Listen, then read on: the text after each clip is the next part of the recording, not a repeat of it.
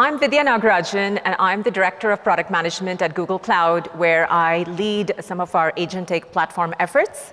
And alongside me, we have an incredible powerhouse lineup. There is Tarun Gumar, who is our product manager. Levi Chen is our customer solutions architect and our very special guest.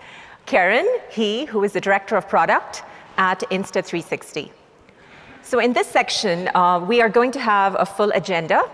We're going to show you the full potential of Google Managed MCP. We'll walk you through the capabilities, jump into a live demo, and then hear a first-hand account from our customer, Insta360. They'll be sharing their architecture and how they're using Google Managed MCP servers to build the next generation of video editing agents. But first, I want to start with a provocative question. What's the point of having a genius assistant who is locked in a room with no phone and no internet? That's the bottleneck that we're all facing. Experts predict that there could be potentially 1 billion agents deployed globally by the year 2029. Now, that's a staggering number. But here's the reality. Your agents are only as good as what they connect to. We like to say that connectivity is the new gold. But right now, mining that gold is incredibly difficult. Today, agent developers are stuck dealing with 3 major bottlenecks: non-standardized integrations, there's no universal plug, so everything is built manually; inconsistent security, every service has its own security posture, making centralized governance really difficult; and 3, high maintenance. The connections are brittle and fragile, so if the underlying API changes, the agents not just stumble, but they actually fail. So simply put, we are trying to build a future on top of yesterday's plumbing.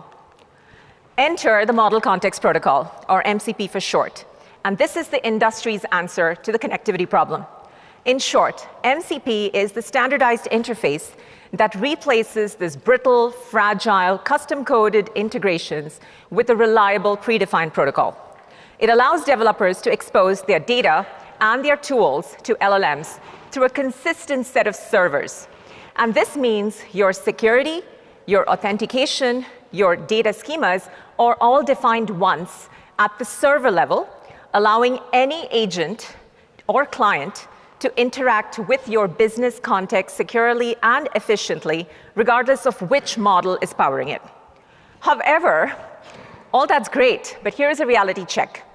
Running local MCP servers is fine for a demo, but for an enterprise, they hit a wall: scale issues, performance lags, and the big one: they rarely meet security and compliance standards. And that's why I think that our announcement from this week is a game changer. Google Managed MCP servers for Google and Google Cloud Services is now available for everyone, featuring over 50 MCP servers across GA and Preview, and we are continually shipping more. We're talking production-ready agents with full MCP spec compliance, seamless interoperability with public agents and agent frameworks like Gemini CLI, Claude, ChatGPT, VS Code, LangChain, ADK, Crew AI, all of this right out of the box. Centralized discovery.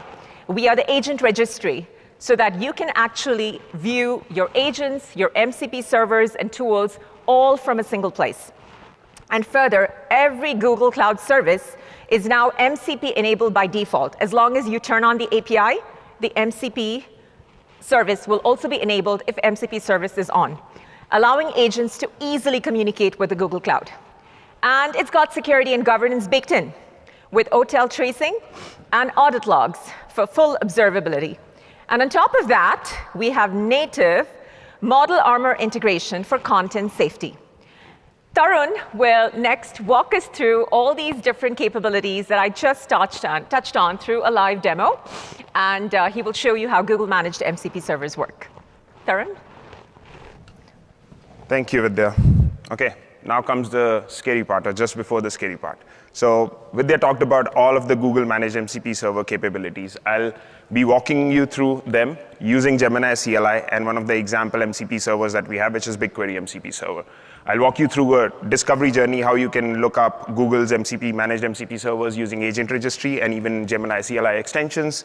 We'll talk about governance framework, how you can use IAM allow and deny to allow your users to get access to these MCP servers, and talk a bit more about VPCSC as well.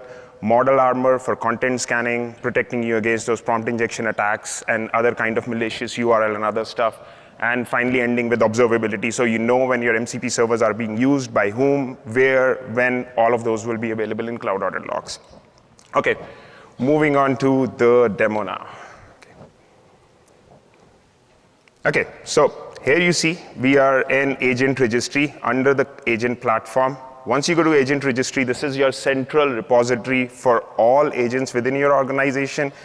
Registered to that project, you'll see all the MCP servers, Google Managed MCP servers of our 1P and Google Cloud APIs, or your own MCP servers that you can register here. I'll quickly take you through, let's say, for example, let's take this compute MCP server. You'll be able to go through the details of the server. You'll be able to discover what tools it provides, a bit of description about the tools. You can obviously read more about our documentation as well. Observability, since I've not used this server, here is where you will observe how many requests count, everything to do with your tools usage within your organization, excuse me, within that project. Another thing is, we want to make it really easy, even for your developers, to use these Google Managed MCP servers. So what we've done is we've gone ahead and registered all of those MCP servers as Gemini CLI extensions, so it becomes a one-click install for you. Let's say I want to use Cloud Run. I go to Cloud Run, I see that there's a Google, you see the Google icon, there's a Google Managed MCP server here. I can go explore that stuff, copy this URL, but since we said that we will be using BigQuery, so let's find BigQuery and then install BigQuery MCP server.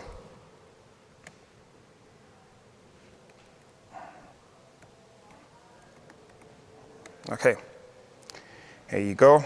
Just copy the URL. I'm in my Gemini CLI, or my terminal for now. So let's see, Gemini MCP list.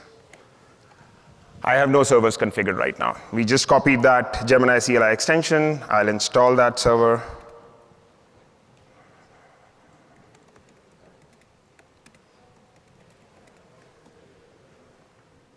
Oh, copied the entire thing. Okay, ignore. Like I said, one-click install. You have the server, error warning, and it's done. Gemini MCP list.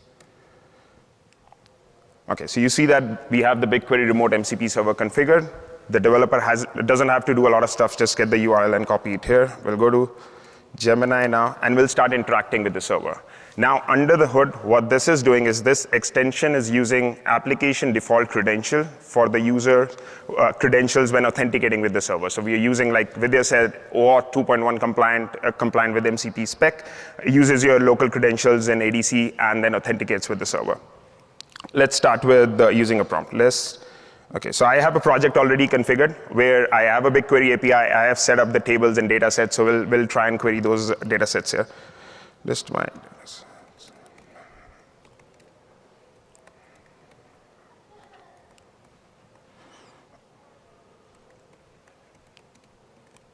Okay. So Gemini CLI knows that it has the MCP server installed for BigQuery. It goes and checks up that there's a list data set tool available, make that query, gets the data set from my project. Let's do something else. List data sets, top 5 customers. So I want to do more further analysis. I want to see my top customers with their lifetime value. Okay. Sorry for the typos. That's what happens with the live demo. List top 5 customers, highest lifetime. Okay. So what it will do is, it will, since it has the list of dataset IDs, it will go through other servers, other tools that we provide within this Google Managed MCP server. it identified that it needs to get the table info, to get the table schema before even creating the query, understanding my query that I'm asking about the top 5 customers that we have by lifetime value. It searched for, then once it has the table schema of all the tables within that data set, it goes, creates a query and executes that query using the execute SQL tool. And here we have the list of top 5 customers with their lifetime value. Now, I want to show you under the hood, like I talked about, we have IAM that powers this stuff. So you have a 2-layer governance control built into Google Managed MCP server. So the user that is accessing the data, which is the BigQuery API here, needs the BigQuery API permissions and roles. But apart from that, even if the user has that, it's not that they would be able to use the tool directly. They would need another permission, which is the MCP tool user permission. So you can granularly control which users within your project are able to access the MCP servers via this MCP tool permission, and then definitely they need access to the underlying APIs itself as well. Now, what I want to show is we have more governance controls. This is a separate project. IAM deny policy takes a little bit of time, but both of these projects have a similar environment set up with the same BigQuery data set, same MCP server configured. And in this project, what I have done is the user has the same role, but you have the power of IAM deny as well. So all you see is the user having the same permissions, but in this project, what is difference is if you go to deny, you'll see this deny MCP access. So we have IAM deny and multitude of attributes along with IAM deny that allow you to granularly block your users from accessing even if they have the permission. For example, if you want to control at an organization level, nobody should be able to delete a specific VM. You can block the tools. You have is read only as an attribute, conditional attribute available to in IAM deny. You have an OAuth client ID. For example, you want to block a specific agent and you know the client ID of that agent. You can use that in IAM deny. You can use a read only if you don't want mutations to happen. There's an attribute is read only, and you can apply granularly. What I've done here is gone ahead and apply a blanket deny policy denying all MCP access within my organization. Okay, so let's go back to Gemini. Now what I will do is I will list data sets in the other project that I just showed you.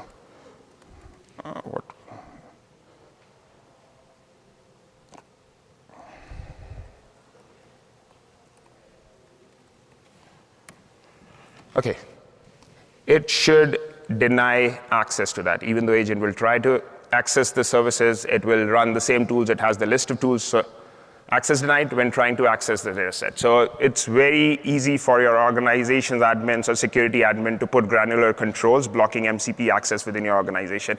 I don't have a demo for VPCSC, but same set of controls, like you can have an ingress and an egress parameter across your MCP servers using the same attributes that I talked about, which is read-only attribute or an OAuth client ID or the is MCP-ness of the call. So there's another attribute which allows you to check if a call is coming for an MCP endpoint and define a parameter accordingly. Now the fun stuff. Okay, let's see if this works now. So I want to show you Model Armor and how you can apply content scanning within your organization. So here you see I have Model Armor configured. You can go to Model Armor under your security, configure that. Right now it is configured for inspect only mode for your Google MCP server. So we make it fairly easy for you. Go to Model Armor, configure your settings.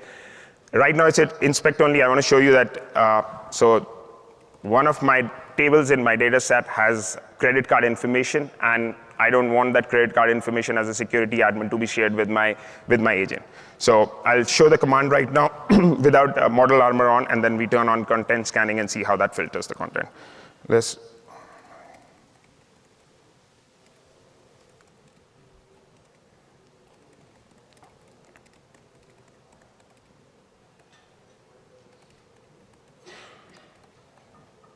Sorry, crazy long names, my own doing.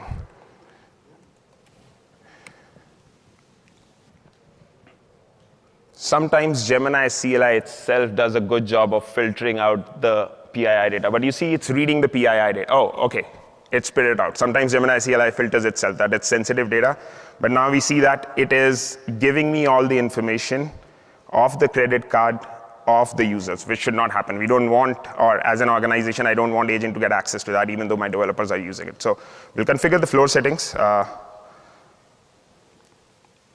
you'll see a bunch of stuff here. You want to inherit your project folder setting. You want to set it custom, malicious URL, model armor stuff. So there are many sessions that happened on model armor as well. You can go into detail on those sessions. So what I'm going to do is I'll go from inspect only to inspect and block violations. So now what model armor should do is that if I run the same query, it should block because it has sensitive content, which is credit card numbers. I won't do that now because it takes some time for the policy to replicate. Let me walk you through the observability part of it, which is how do you see which servers, which managed servers were used, how they were used, by which user. So let's go there. So you have specific MCP related logs. You can see all the BigQuery logs, 959, all of these logs generated, execute SQL. You can see all of the tools that were invoked, who they were invoked by. So if I go and inspect, okay, why is it? Okay, so you can see execute SQL read only. This is my project, this is the log, and then in case you want to go into authentication, this is the user that made that request, so you're able to do that. Apart from this, so this is not just the MCP, you're getting the logs of the underlying APIs as well. So once a certain tool call is hit, we record that tool call, the users, every detail about that tool call in logs, and you get the backend logs as well. So here you see the SQL queries endpoint was hit, so you get an entire observability across the entire chain of things that happen. Okay. Now let's go back and run the same thing again. So list all my customer data and customer table from project this. Hopefully the policy would have replicated by now, and it should block agent from getting access to the credit cards. Okay. I think I will have to terminate the session and then come back because it remembers that we just did it.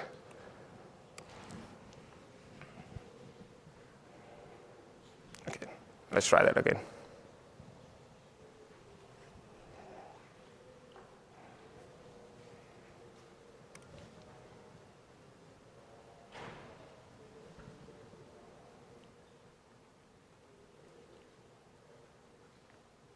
See, so model armor doing its job, blocking access to sensitive information. You can set many filters in model armor as well as per your organization needs. So that ends my demo. I'll call over stage Keren from Insta360 to talk about Insta360 and how they are leveraging Google Managed MCP servers for creating production-ready agents. Hey, Keren.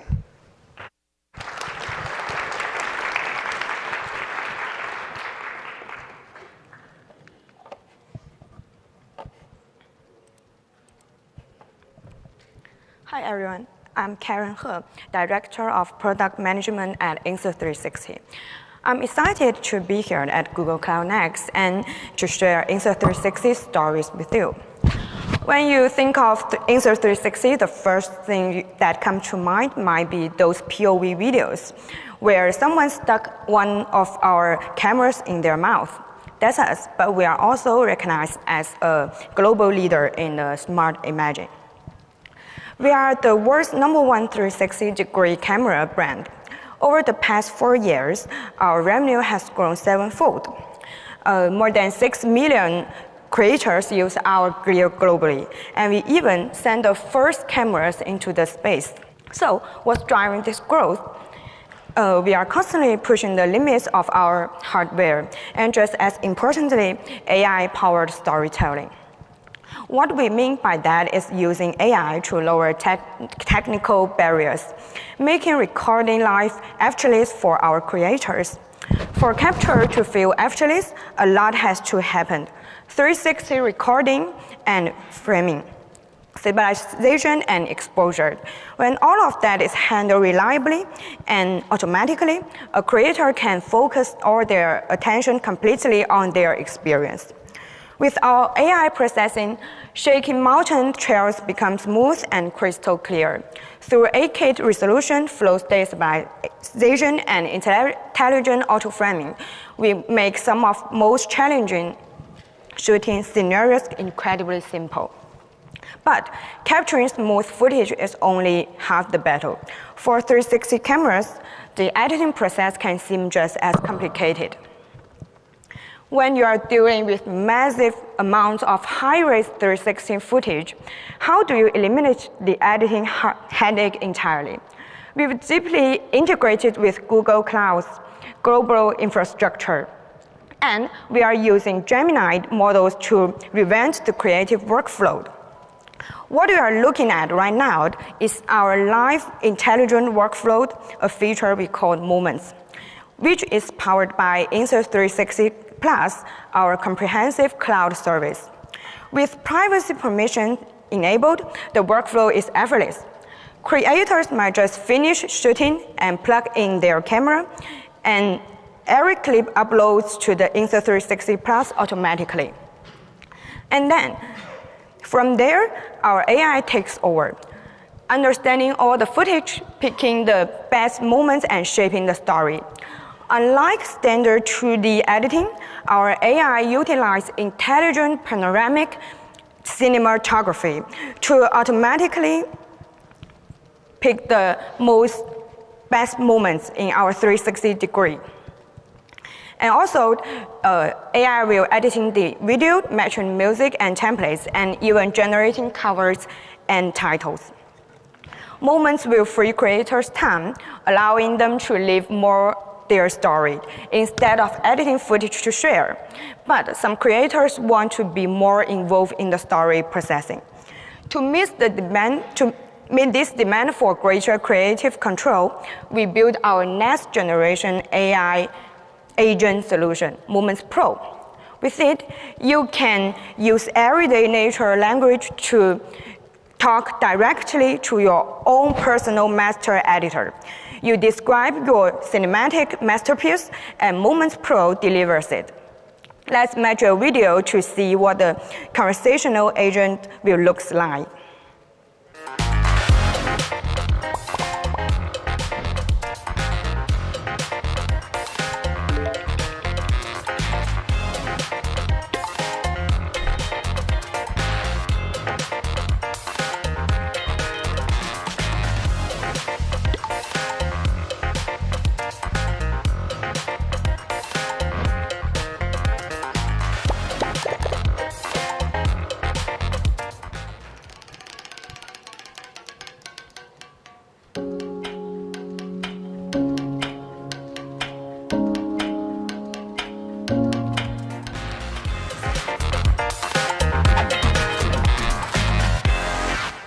Okay, and that's what we've built. Now, for how it actually works, how Gemini sees, understands, and edits your footage, I will hand it over back in Levi from Google Cloud.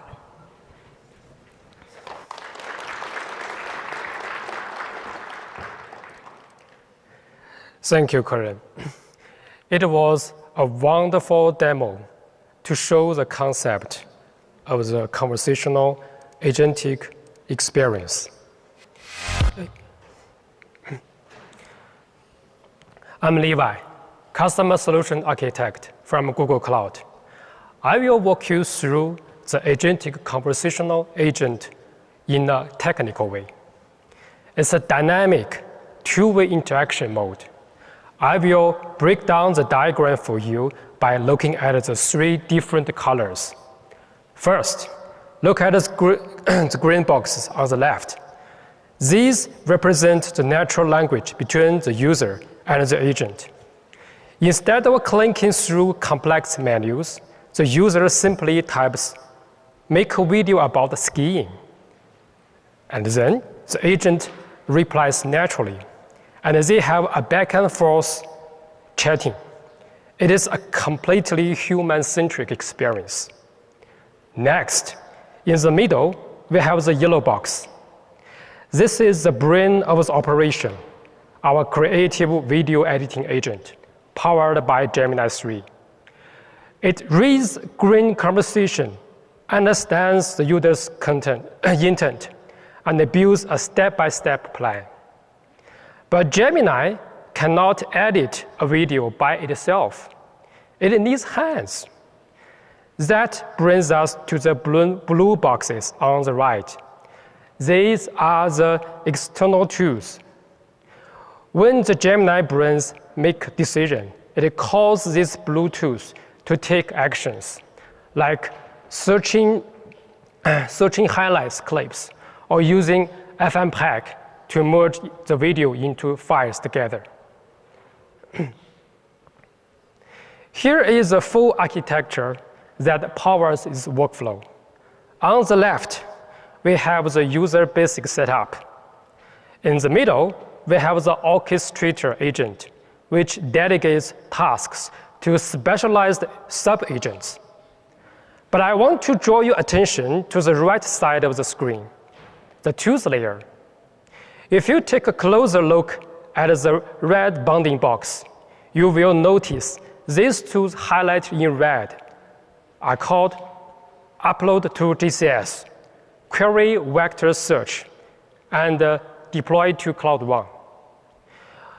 Why is this in red? Because these are specific heavy-duty Google Cloud-related tools. They handle critical backend tasks. They move massive video files into cloud storage. They search through complex vector databases. For Insta360, when serving millions of creators around the world, they require massive scalability and enterprise-grade security. This is exactly where Google-managed MCP servers step in. These allow you to handle these powerful cloud tools securely without worrying about the infrastructure. If you're using local servers like this diagram shows, you will hit a wall in production. First, you get monolithic coupling. Your agents and tools are hard-coded together. Second, you get a fragile integration. Dealing with different security rules for every single tool is a maintenance nightmare. And third, local MCP risks, like a single point of failure and a secret sprawl. To solve these problems, we introduce the architecture you see on this diagram. Pay attention to the red bounding box on the right. This is the Google-managed MCP server. Instead of messy direct connections, our camera director agent simply talks to an MCP client. That client then securely communicates with managed MCP servers, which hosts all the tools. This is brilliant because it completely decouples the system. The agent doesn't need to know how cloud storage or Vertex AI works. It just sends a standardized request. Google Cloud automatically handles the infrastructure, the scaling, and the security for you. To summarize, moving to Google-managed MCP servers give you three massive benefits. Number one, a decoupled server-oriented two-layer. Number two, zero-ops infrastructure. And number three, enterprise-grade security. Up till now, the conversation video editing agent seems like concept. But talking is cheap. Show me the code. Let's see the real agent, how it works. Let me show you the agent demo in a video. It's a video played maybe in 2x speed. I will explain what's happening during the video.